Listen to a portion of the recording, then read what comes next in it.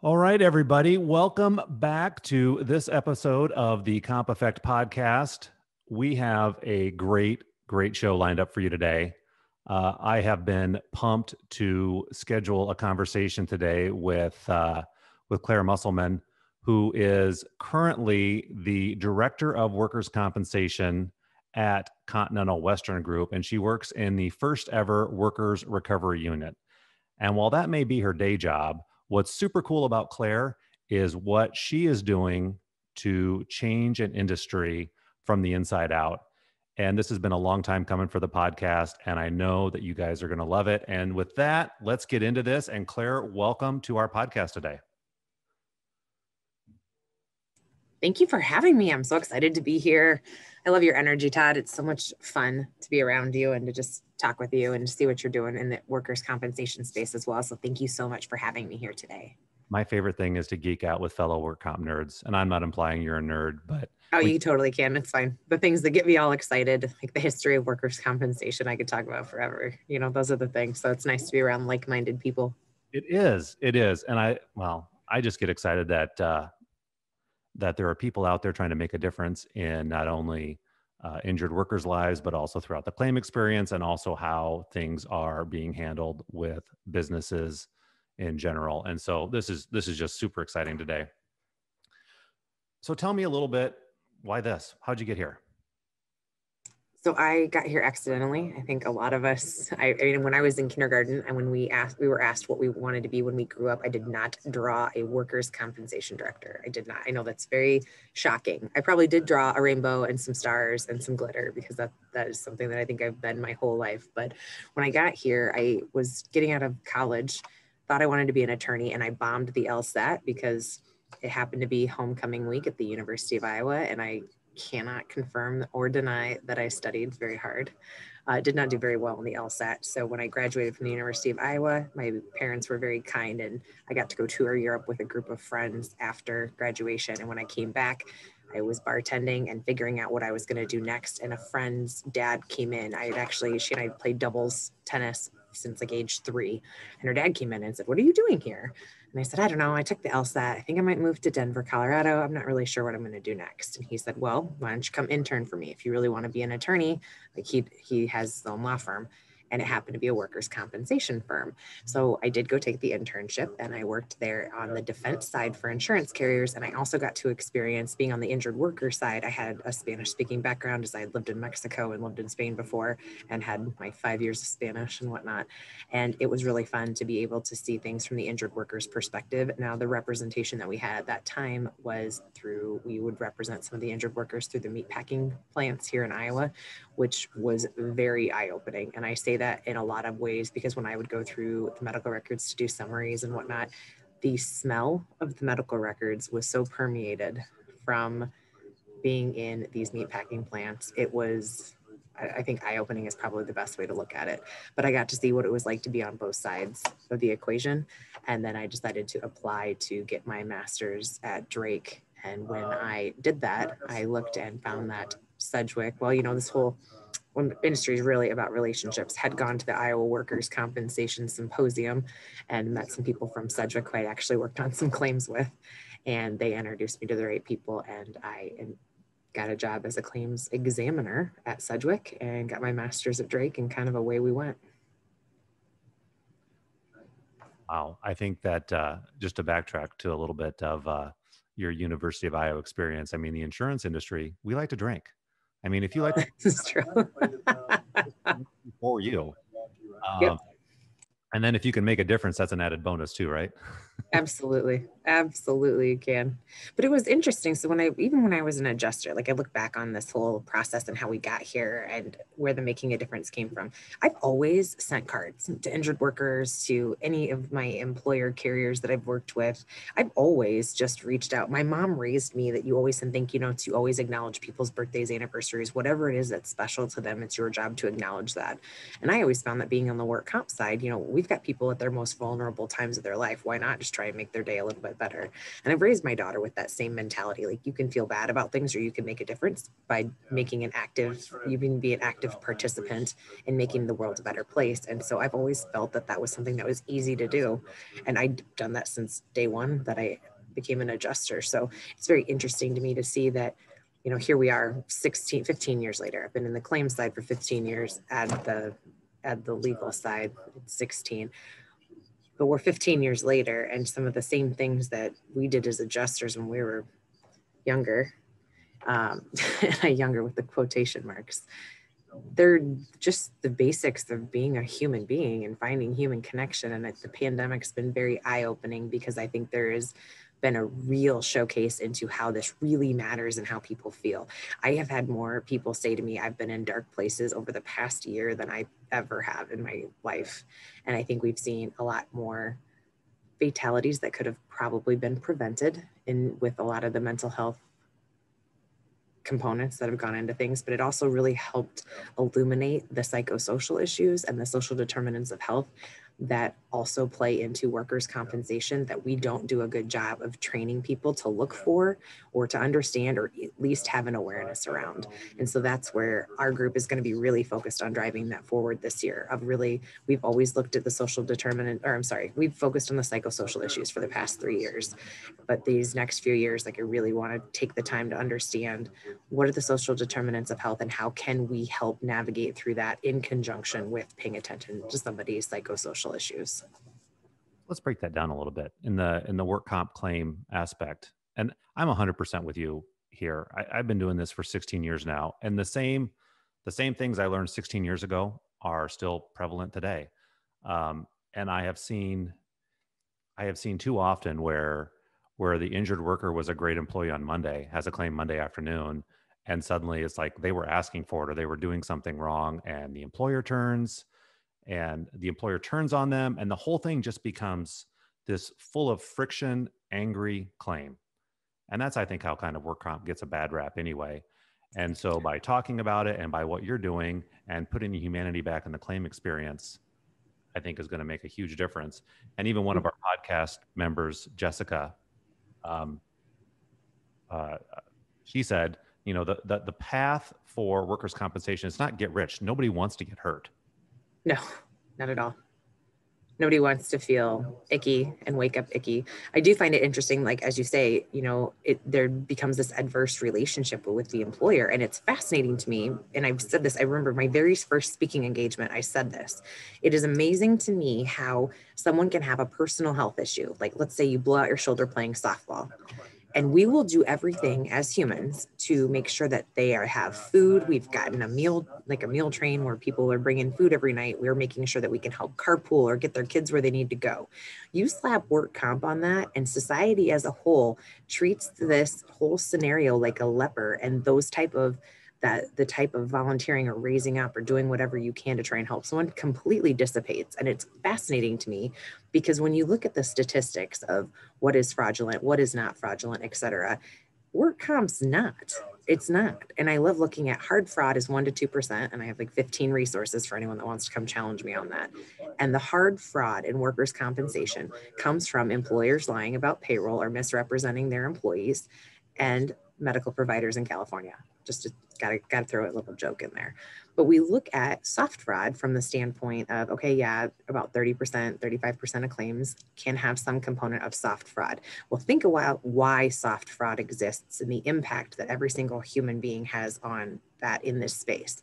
If somebody feels seen, heard, and acknowledged, and they are transparently given the communication, and they can voice understanding of knowing what's going to happen, and the fear of the unknown from this process dissipates, they are not going to feel like they're being taken advantage of through the system.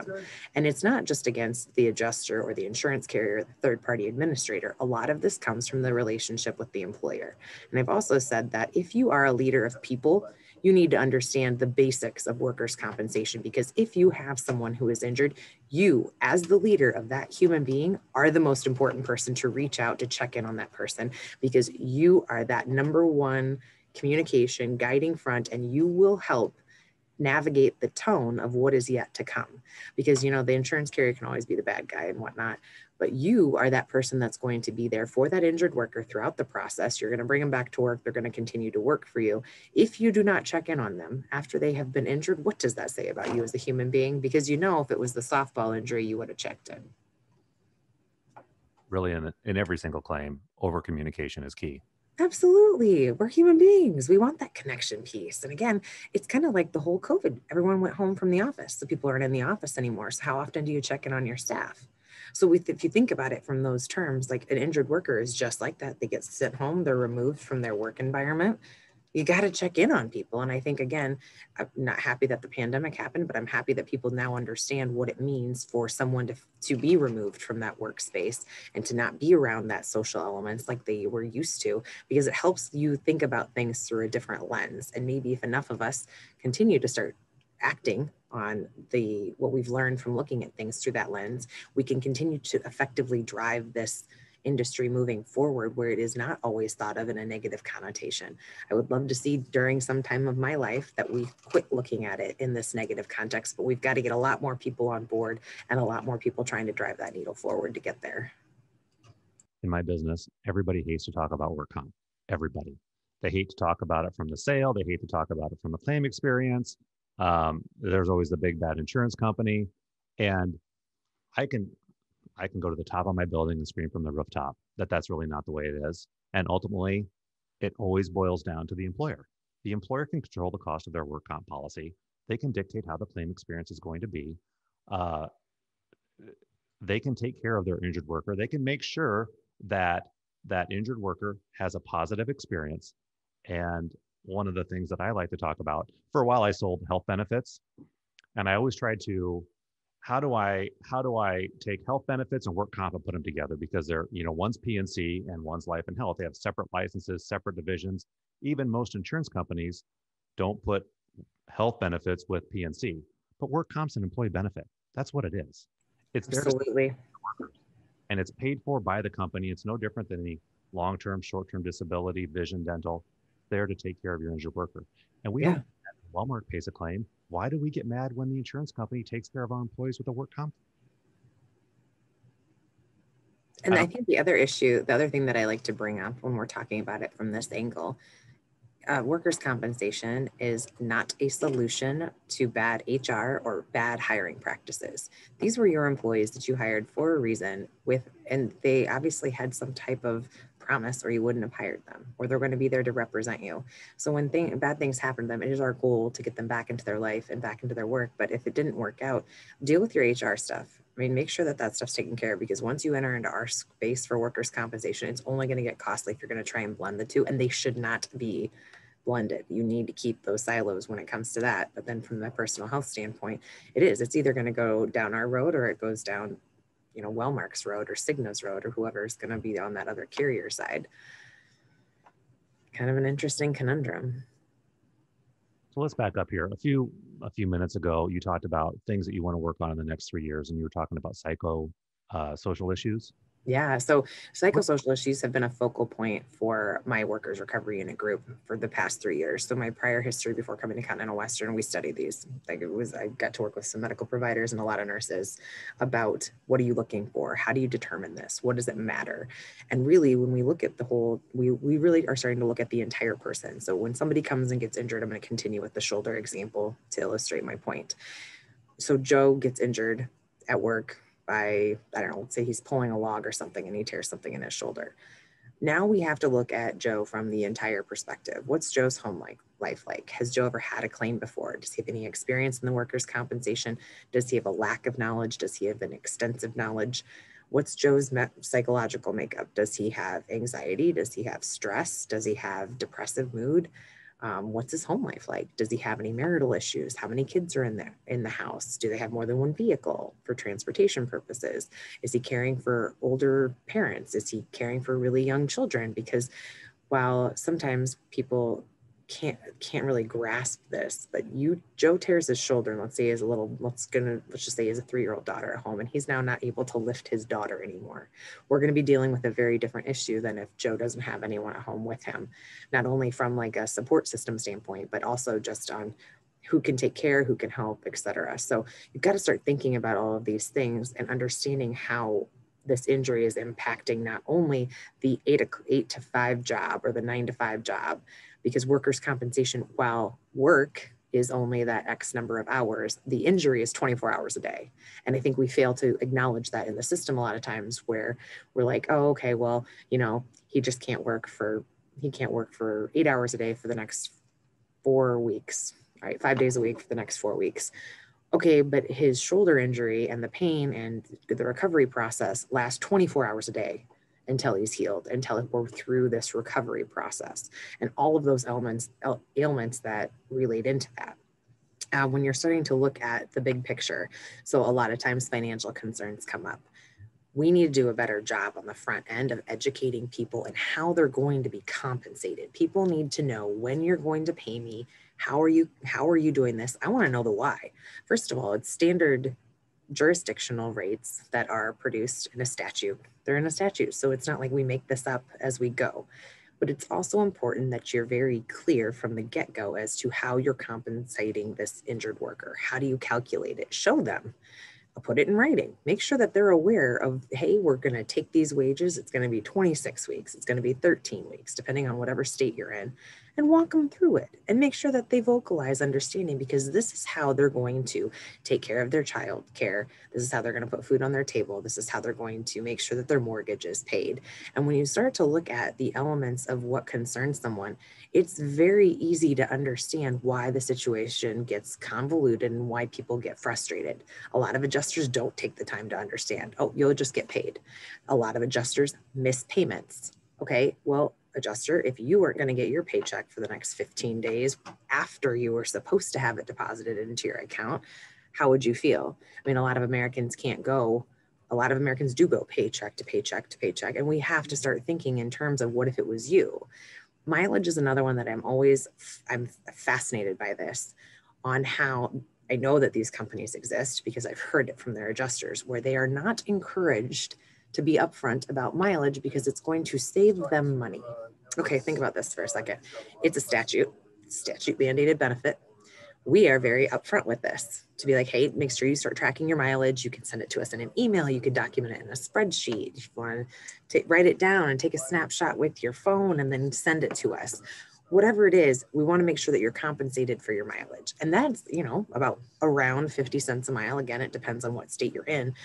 But why not be upfront with that so that people know, hey, you're going to have this. You can send it to me weekly. You can send it to me at the end of your claim. You can send it to me, whatever, because it's a benefit that they're qualified for by having a workers' compensation claim. And I've literally been told this by adjusters out of a completely different state and everything, where they say, well, we're not encouraged to be upfront about that because it will save us money. You've got to be kidding me. First of all, it isn't going to save you money, because I guarantee you, if that's what you are going to set the bar at, of not being transparent about the benefits that someone qualifies for under this employee benefit, you're going to get sued, because I guarantee you that's not the only thing that you're not being transparent about, which is just unbelievably fascinating to me that we would do this to other human beings. And I've also had the wonderful experience of having a workers' compensation claim, and I understand where people get frustrated because you have this fear of the unknown. Or if you don't know the right people, it's going to take you 6 weeks to get an MRI authorized to even know what's wrong with you. So you sit here, and when we look at the psychosocial issues, so let's go back to Joe, and Joe has his 3-year-old daughter with his shoulder injury. Well, I'm sorry, Joe, we are not going to be able to get you your MRI because we have to go through this third-party vendor that's, in the back, is going to save the carrier money, but we're going to keep you off work for 6 weeks until we can get that MRI. Okay. So I love this because when we look at it from a medical bill repricing, sometimes it's only $50 of savings. Other times it's like $1,200 of savings to do an MRI when you want to work through a third party.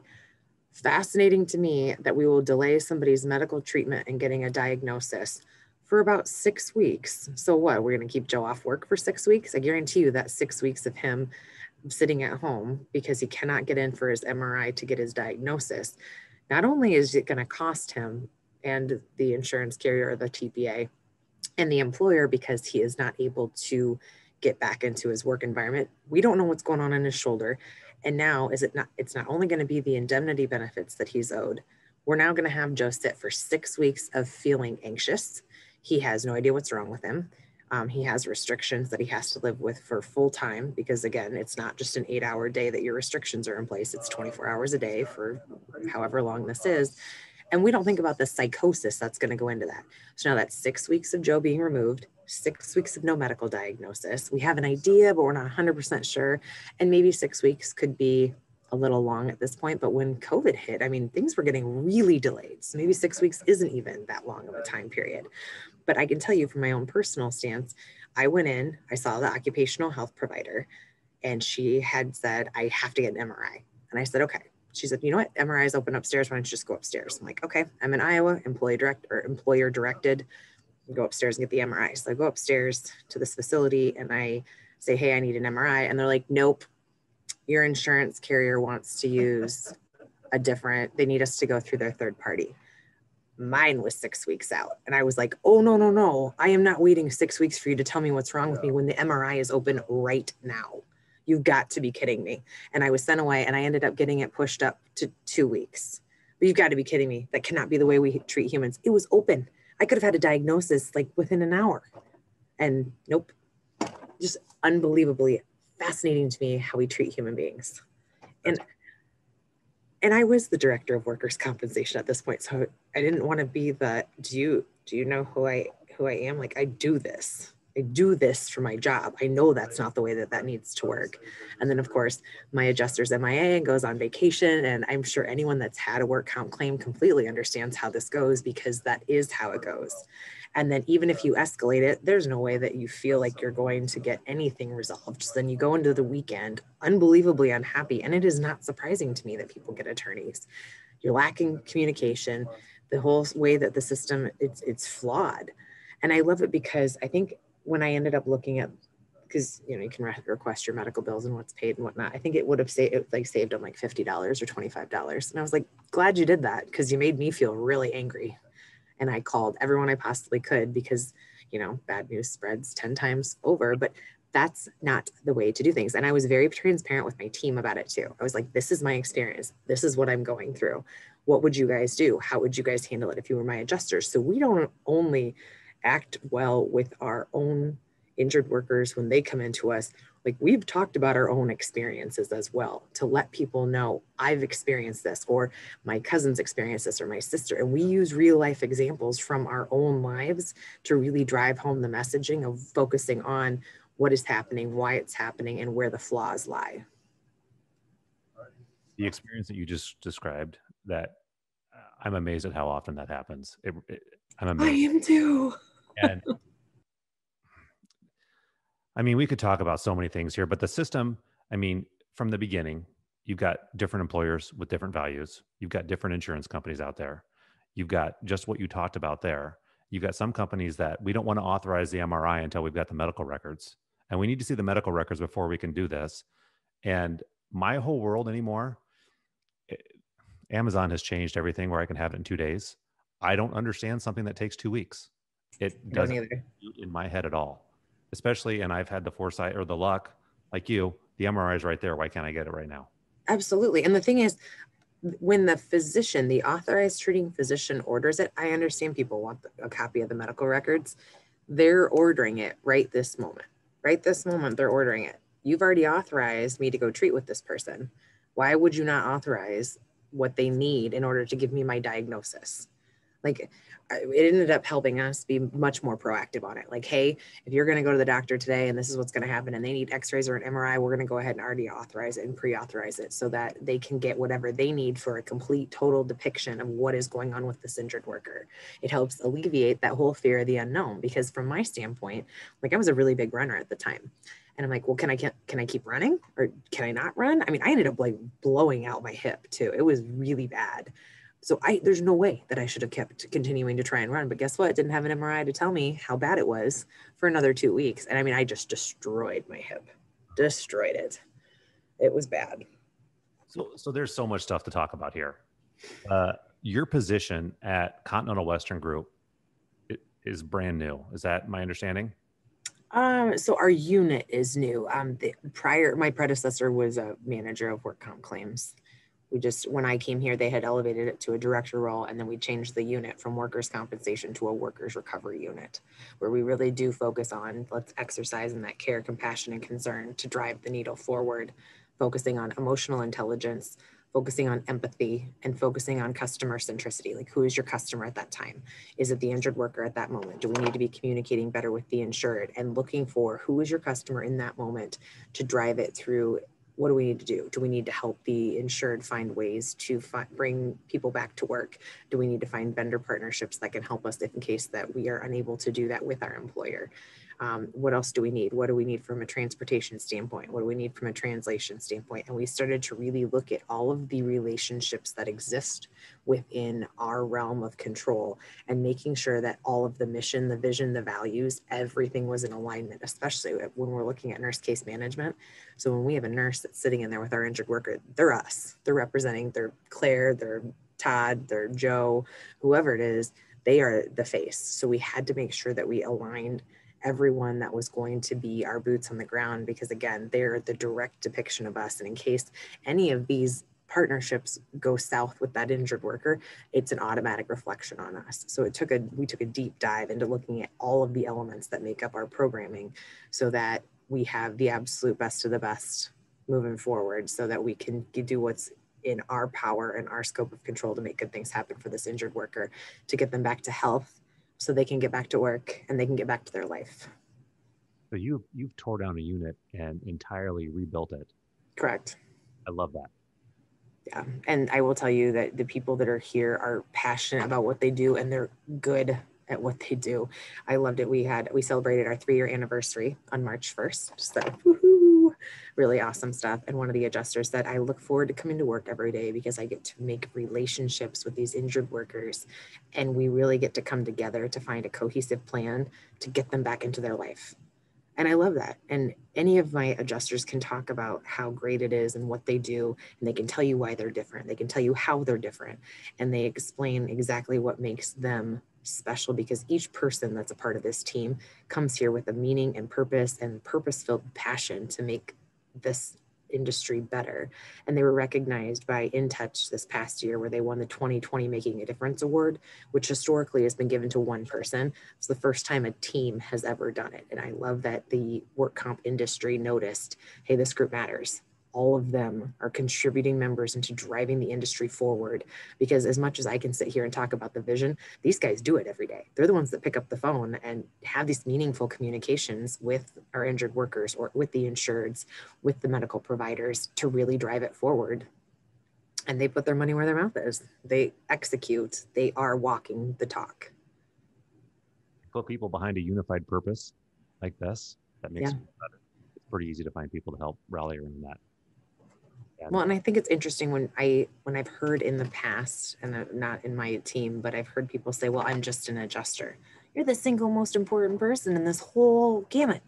Now, look at where you're at from your scope of control. And I love when, the rising benchmarking studies came out and they said, leaders back in 2016, leaders of organizations were like, yep, we all do this advocacy model, which I don't care about advocacy. I don't care about the advocacy model. It is about being a good human and making a recovery model that is implemented, executed, and moving the needle forward. Because the advocacy programs, while I understand that they're here to advocate for the injured worker, it's not just advocating, it's walking along with them. It is doing this with them and helping them on their road to recovery.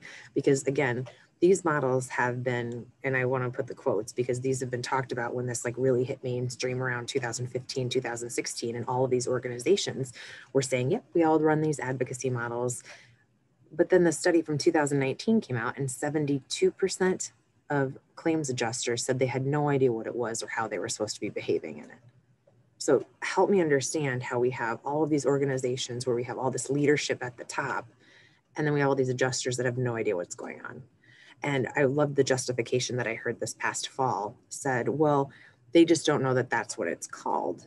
No, I think that there is a massive disconnect between the middle management, because it's the middle management. It's like the leadership vacuum where all the ideas come to the top, but we don't necessarily get buy-in.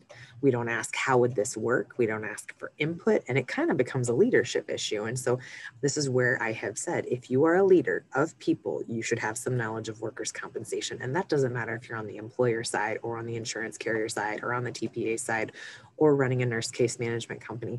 It doesn't matter. Wherever you're at, you should have some knowledge of how to really make that human connection. So somebody in their darkest time can find a way to see the light and understand that, hey, we're sorry that this happened to you. Let's figure out how we can make it better. Let's figure out how we can help you heal and get somebody into being back to being a functional, contributing member of society, because that's where a lot of us find our happiness, is actually, living in the moment, doing the things and doing.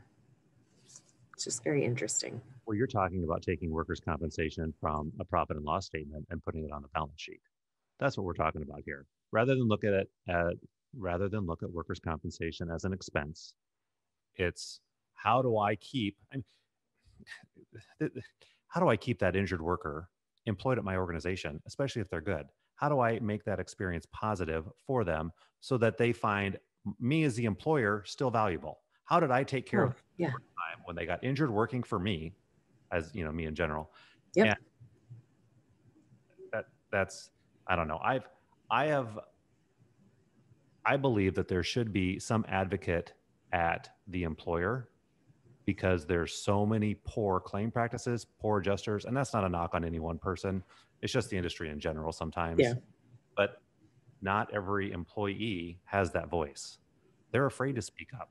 They're in a claim situation they may not understand. The claim may not have been communicated to them the way that maybe your company is communicating to them.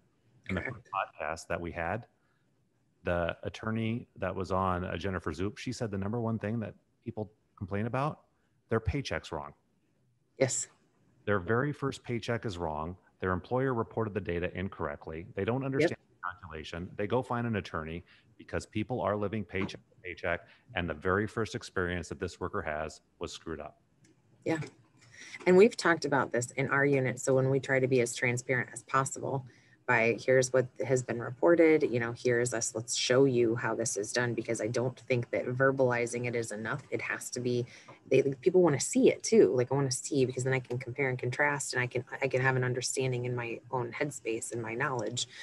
But, it's just crazy to me that we don't even think about it from that perspective where, if it was, well, I didn't get a pay stub this week and my check's wrong, like, you would do something about that.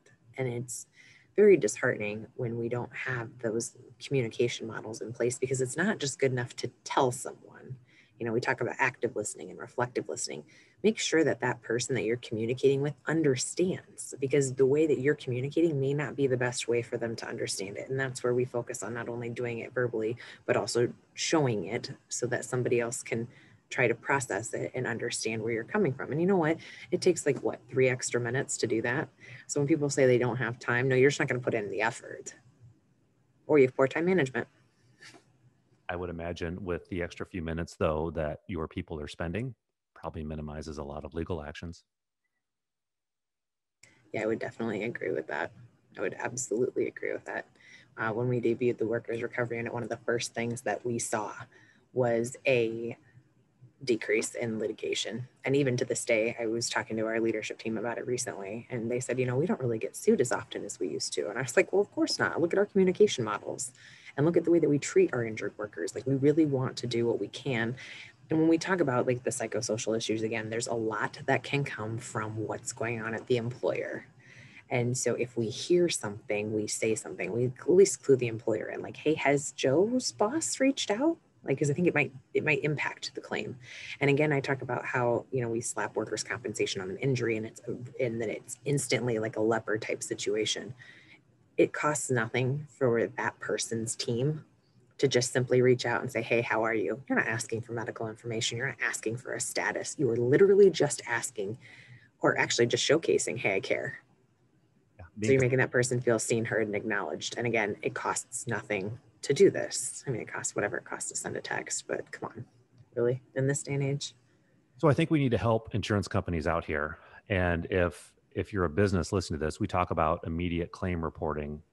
And the reason that it's super important, whether it's an injury or not, or it went to the emergency room, immediate claim reporting to the carrier allows them to comply with state laws and state regulation. If you've got an injured worker that's not coming back to work and needs to be out on indemnity. I think in the state of Iowa, it's 10 days from the date of injury to get the first paycheck out? Maybe 12. Maybe I'm wrong on that. It's pretty short. And so if the claim occurred on a Friday afternoon, the employer doesn't know about it till Tuesday. They tell HR on Wednesday, and Wednesday they finally decide to report it to their insurance agent at 4:00 in the afternoon. And by the time we report it to the carrier, it's Thursday. 7 days have already passed, and you guys are under the gun. You're behind the eight. And that injured worker that got injured last Friday is wondering what the heck is going on. Yeah. So even in addition to that, so I'll use my own example. So I was injured on a Tuesday. I didn't want to report it. I actually said to my boss, I'm like, hey, I'm not going to report this. It's probably nothing. By Friday, I couldn't walk. I got in first thing Friday morning, and I don't think we got the claim. I don't think I had a phone call from my adjuster for 2 weeks after that, almost 3. And I wasn't missing time from work. But that's regardless, that's not appropriate. You've been injured. Someone should have contacted you, because what am I supposed to do now? I mean, if you don't know the system and you don't know how it works. And I did go to HR. I remember going to HR and asking, and I remember HR saying, hey, we don't have your claim number or anything yet either. So then it goes back. I mean, when you look at the channels, okay, so say that you, from the agency standpoint, are able to report it to me on a Thursday, then it gets into the system. Let's say it takes a while to get set up, and now we're at the following Monday when the adjuster finally is able to call. The injured worker got injured on a Friday, and now we're over a week, and we're now at 10 days on that Monday. So that injured worker is like, okay, I got injured at work. Does anyone care? Anybody? And that's where I think that, so when we talk about immediate reporting, it is incredibly necessary. And it's kind of why I love all the telemedicine. I love the telemedicine from a lot of different standpoints, but the one that we use is actually physicians. So if you get injured, I can FaceTime with a physician right on the onset so that I know what can I do tonight when I get home. So again, Joe with the shoulder. All right. So I got to bathe my daughter tonight. Am I going to be okay? Or do I need to have like my sister come over and help me? Like, am I going to be okay? What do I need to do now? Like right at this moment, to make sure that I don't make it worse and I set myself up for success in the healing process. And by having like a physician involvement right away. And I know a lot of carriers don't do this, but it's one of the reasons that CWG is fantastic and amazing, and Go Workers Recovery Unit.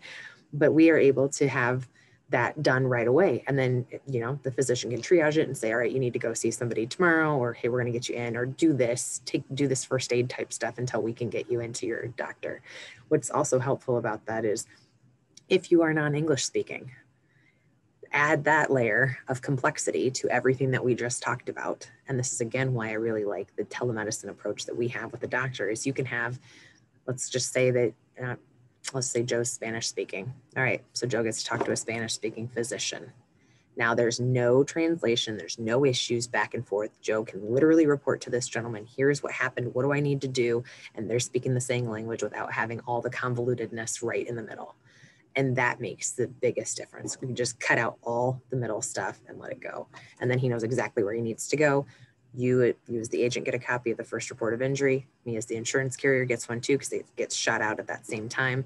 And look, we are on our way without 10 days of lag. How about that? Who would have thought? I preach and preach and preach. And the first several episodes, nurse triage, just call it in. Call it in. Yeah. It doesn't hurt. And I'm a big advocate that I don't want to do business with an insurance company that doesn't have nurse triage. I understand that completely. Totally understand that. That exists in the world today. It doesn't even compute upstairs in my brain. As a matter of fact, I had an insurance company call the other day and I said, who are you? They want to appoint new agents. Who are you using for nurse triage? And the marketing person says, what is nurse triage? I'm like, it's 2021. Yeah. How? And if you don't have that after the pandemic, are you kidding me? Things need to change. Things need to change. So changing an industry like what you're doing presents challenges. Yeah, it does. It does a lot. What are some obstacles that you're struggling with or that you found along the way? So I will tell you originally, so I'm a pretty bright, bubbly person. So the personal attacks come pretty quickly. Or like, oh, she's dumb. She doesn't know what she's talking about. Has she really been in the industry that long? She's fake. She's phony. You know, those type of things. But I feel like humans are just catty in general most of the time. But when you show up as your authentic self every day, and this is who I am, I've been like this since I was little. I just always see the brighter side of life, and I choose that every day. I mean, you can choose to be negative, you can choose to be positive, but I believe that when I come to work and when my team comes to work, we are here to do good things, because nobody shows up to work to do a bad job. Like, let's start there. But if I can drive people's meaning and purpose through what we do, that has an impact not only on how I feel about myself and what we're doing, but I can now impact how the injured worker feels and how their family feels. And you start to look at the ripple, and you understand on how it plays into the greater good, and how it plays into society and what we're doing, and how all of us contribute to that greater good and that bigger picture, that bigger vision of making good things happen for one another. That is where I think that being able to look back on this year at 3 years of doing this, now people believe because they've seen it, they've felt it, they've gotten to be a part of it. And I'm sure it does look foo-foo-y from the outside until you're in it, or until you are that injured worker. And then you do get to experience us, where you're one of our adjusters that got a phone call over Christmas from one of his injured workers, and the claim's closed. But the gentleman just wanted to call and wish him a Merry Christmas because he felt like they'd become friends throughout talking. It's just that human connection. It's just absolutely beautiful. So I show up like this every day. Actually, yesterday I wore a one-piece jumpsuit that was full on glitter. And I love it because you know what? People think that I'm ridiculous, and I'm totally okay with that, because my ridiculousness makes other injured workers feel like they are seen, heard, and acknowledged and whole. And it is my goal in life to make people feel more whole and less broken, because there's enough obstacles out there that will help that make people feel broken. I'm not here to be a part of that. I believe you can either I don't believe there's a neutrality in life. I think you're either positive and you're making progress and you're trying to make good things happen, or you're not. I don't think there's an intermediary at all. You're going to be either energy adding or energy depleting. And I want anything that I do in this world, or anything that my team does, to be energy adding. 100%. Those are my favorite friends. Yeah. I don't like to be around the negative energy. No, I was watching a documentary recently that said and I just find this, it's Women's History Month right now too. There is a plethora of money to be made off of suffering. How gross is that? I don't want to be a part of that. So no. I will go ahead and save money by doing the right thing for people on the front end, on the immediate time that they are injured. And we will make good things happen for them so that they can get back to their life and back to being a functional, contributing member of society. Simple. For the people that are listening to this, you and I vibe and we're on the same wavelength here. But the reality is, this is how it is in the real world. These are like what we're talking about. And the reason I started this podcast is to change an industry. You're 3 years ahead of me. There's so few people in this country that are out to change a system which has such regulatory authority. Mm-hmm. And it's been ingrained, and this is just the way that we've done things. And I think you and I, even at our first meeting, it's like, it's been replicated for so many decades that it's so hard to change. And even the new incoming generation, they're being trained how it was 20 and 30 years ago. Assuming that they even want to come into this space, because it has such the negative connotations of thinking that you're chained to a desk and there's paper and it's just a checkbox mentality and you have zero thought, which is unbelievably disheartening. But the insurance industry as a whole right now has 400,000 open positions. So we as an industry failed to address the talent gap many moons ago, and now it's staring us right in the face with ongoing retirement with the baby boomers that will all be gone by 2030. It's going to be interesting. The same thing on the independent side right now. A lot of agency owners getting ready to retire, and there's not the new generation to take over and carry the torch. No, there's not. So it'll be interesting to see how we continue to move forward, because like that, I mean, you're going to help me participate in our the transitions and passing the torch as we talk about communication models coming up in a couple weeks. But really, there aren't as many people as I thought would be rising to the occasion to try and contribute to doing something about it. You can always take the time to say something, but I'd rather use my energy of not talking, but doing, and getting groups of people together that'll keep doing the right thing by finding those emerging leaders, training the ones that are currently in existence, but have been trained, like you just said, with the way of 20 and 30 years ago, where we treat workers' compensation almost like a property claim, where you've got to make sure you check all the boxes, but we're not looking at a tangible piece of property. We're looking at a multifaceted, multi-emotional, multi-dimensional person on that other side. That's not simply a checkbox type of method to handle someone. Let's talk a little bit about, I want to talk a little bit about your work at Transitions, because I think it's super cool. Yeah. To even dovetail into that whole claim process and the adjuster process, it still takes on average 14 days to process an auto claim in the world. That's how long it's taken for 20 years. Why is that still a thing? I mean, not with the technology that we have these days. That's incredibly sad. It's still on average 12 to 14 days beginning to end for a simple thing like an auto claim. By the time you report it, you get the adjuster out there, you go through estimate review, and this isn't work comp related, but our industry as a whole is old. And there are people in the industry that are pushing, I mean, we're pushing up, you're one of them, you're pushing up against an industry that's been the same way for 30 years. And I think this is probably, it's been longer than 30 years, but I think that this is a perfect segue into your work at Transitions. And I'll let you talk a little bit about that, because it's super cool. I love it. So I did my doctoral dissertation on the insurance industry, which is kind of fun. And I joke because when I went to go get my doctorate, I really wanted, my dad's a blue collar worker, and I wanted to know what made him show up every day to be engaged in his work. So I wanted to do a multifaceted approach to employee engagement. And I wanted to do it like around my dad's group. Couldn't do it around that. You know, there's so many things that you have to jump through when you are doing research and interdisciplinary board review and getting all of the appropriate approvals. So end up doing it on the insurance industry instead, which pretty fascinating. So I wanted to look at the generational breakdown of how people were engaged. How do you bring your whole self to work? How do you really get lost in the moment? And how do you know that you're really engaged in the work that you're doing? Well, to do it, I needed a certain number of people from each generation. And what I was finding is that there were no Gen Z, and I was barely finding enough millennials to participate in the study. Baby boomers and Gen X, we were good to go, but it made me notice that we have an issue. And it wasn't just at the organization that I did the research, but it was starting to bleed over into other organizations as well when I was looking around, looking for more participants for the study.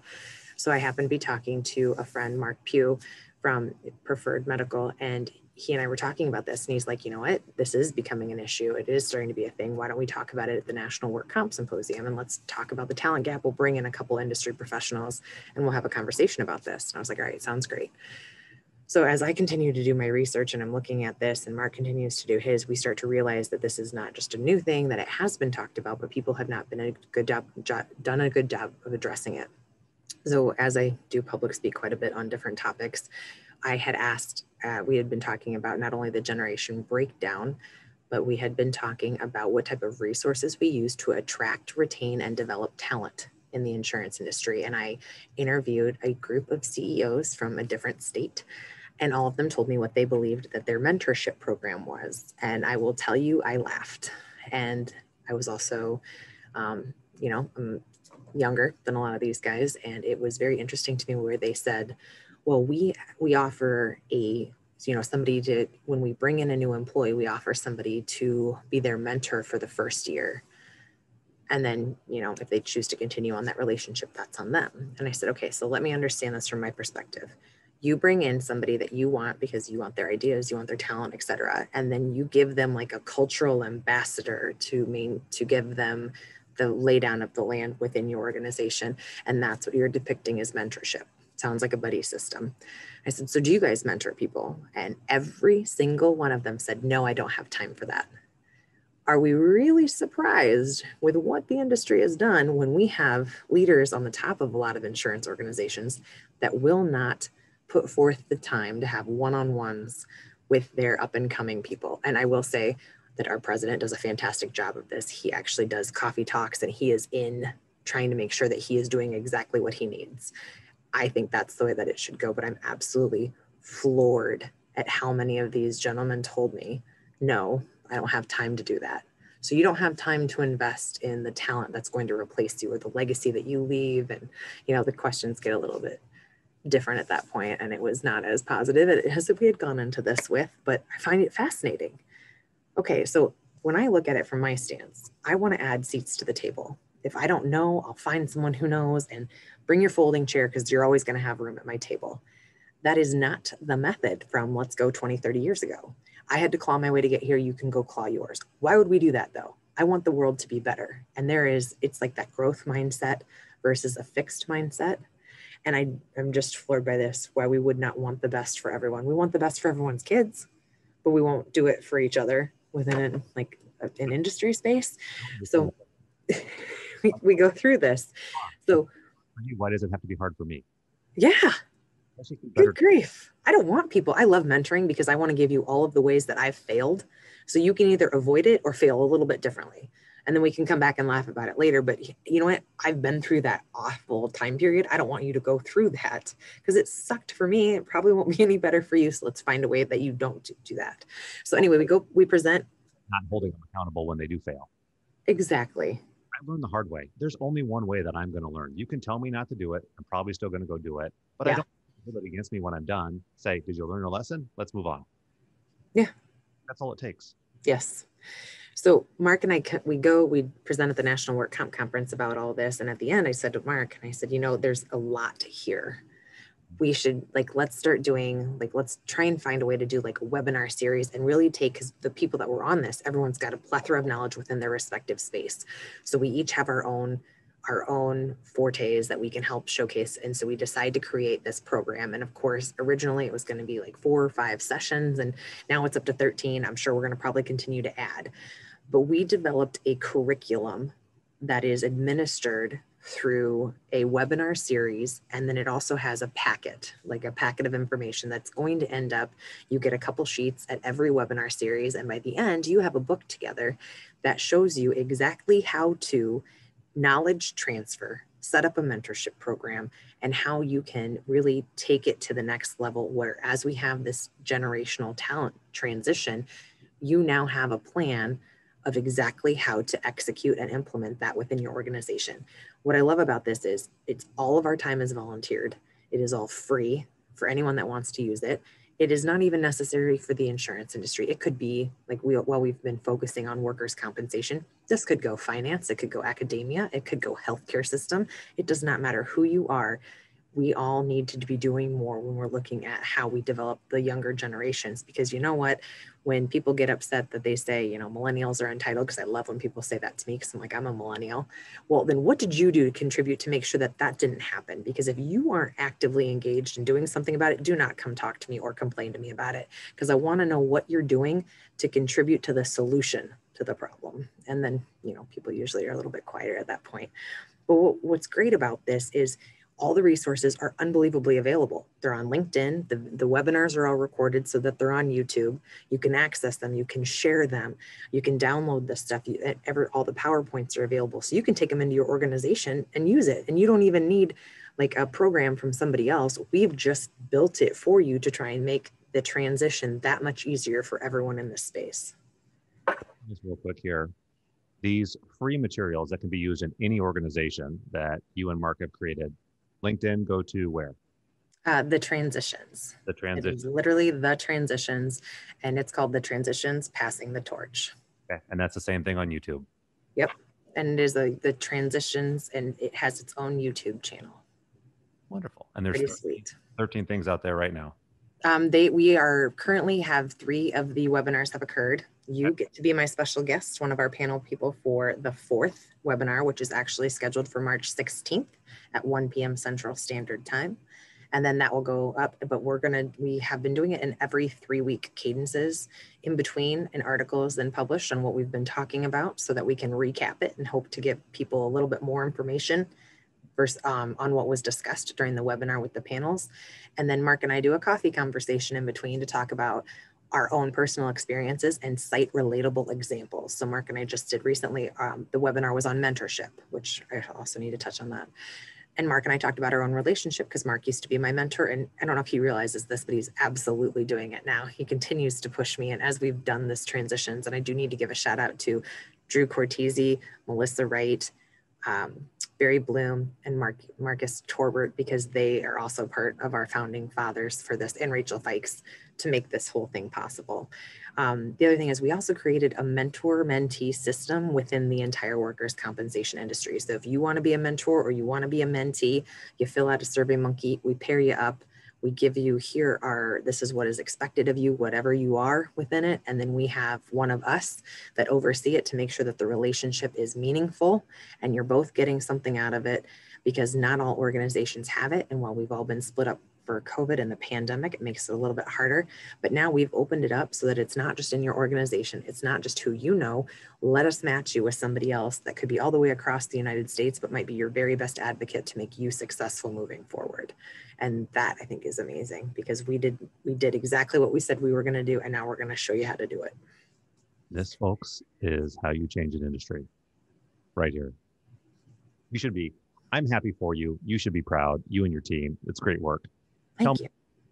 Tell me how many in the insurance industry, what are you seeing for response? How many insurance companies are signing up on this or actively rolling it out within their organization? I think that will be something that we look at the end, and we'll have to really see what we're at. I know I'm going to try it with my team. We are going to actually actively do this. I collectively, in my leadership team that works under me, we have over 100 years of industry knowledge. And that is imperative. And it's imperative because it's like the technical details too. Well, this worked here. It didn't work here. Hey, if we're going to move forward doing it this way, be advised, watch for X, Y, and Z. Those are the things that we're all going to lose. But also we have a ridiculous Medicare expert that I've nicknamed the Detail Duchess, because she can tell you every single fact about every single thing. She knows every intricacy, and that is her wheelhouse forte. I need that. I need that because at some point she's going to leave me and she's going to go move off into the next phase of her life, and I won't have that. And she's like my right hand. And it's so funny because she catches me all the time on random things where she'll be like, actually, don't forget about this technical detail. And I'm like, this is why I have you. You're so wonderful. And even like in life, she's my little guardian angel that says, don't worry, you'll get through this. Whenever I've asked her about parenting advice or anything, I always say, Linda, what do you think? And she's like, don't worry, you'll get through this. Never offers me any actual advice, just smiles. And she had daughters and I have a daughter. And so she just smiles. You'll get through it. And you know what? She's been right every single time, because you don't have another option. But those are the types of that industry knowledge that a lot of companies are going to use. Like I can tell you in Des Moines alone, we have 81 insurance companies at the moment. We have 81 insurance companies. I guarantee you there's a lot more Lindas there that you're going to lose a lot of this stuff. And then it will make it that much harder for your leaders. And if you are missing that kind of institutional knowledge and you're trying to build up these emerging leaders, you have this disconnect of not doing that appropriate knowledge transfer. So I'm excited for us to run through the actual book ourselves. And we are thinking about how we're going to go through that as well. Now that performance reviews are wrapping up, we will start kicking that off on how do we make sure that we're doing what's best for our people to come up in the organization, to make sure that they have the appropriate development plans. And we've done everything in our ability to set them up for success. Well, I think big things are going to be happening at CWG, and the fact that they support you in this mission, I think is huge. Yeah, they've been fantastic. We have an amazing team that has been really helpful. And that is where I think that has set us up for the most success. When we debuted the Workers Recovery Unit, our prior president was one of the most intense, amazing humans that would walk in with like the voicemails that we get and would share them with agents and be like, here's why we're different. And then play a voicemail from an injured worker where it's like, hey, Todd, thanks for helping me. I don't think you understand how much you helped me during this time period, where you have somebody that goes to bat for you like that. And it didn't matter what level you were at in our organization, you knew what we were doing and you knew why we were doing it. And that is where I think a lot of these organizations fail, is you don't have it built threw in. You've got somebody with an idea that's probably going to get squashed by somebody else and then it dies.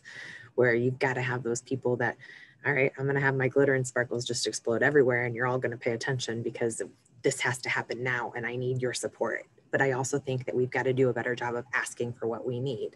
Where, like, I've gone to my boss and I've said, hey, I need this from you. I need you to back me on this, this, and this. And hey, if you think that I'm missing out on something, tell me, what am I missing?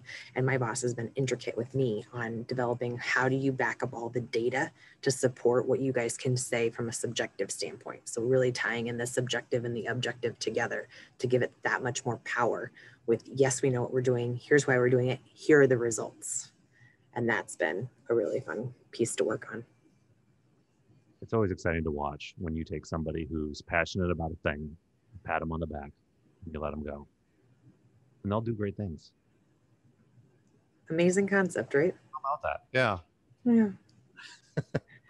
I think we're about almost up for our hour here. Before we wrap up, anything else you want to talk about? You know, I really think that everyone has a wonderful place that they can play in this space. And I think when we look at our own scope of control, we can all make each day better for one another. You just have to act. There's enough toxicity in the world, and we can make every day better for each other. And the power of human connection is just amazing. So I think we've given networking an interesting tone, I think, over the years. But when you're able to connect like minds, you can make some really, really cool stuff happen. And I think that's where this industry needs to continue to go. So get those like minds connected. Let's make good things happen and let's find ways to better support each other so that we can continue to move the needle forward. I like that.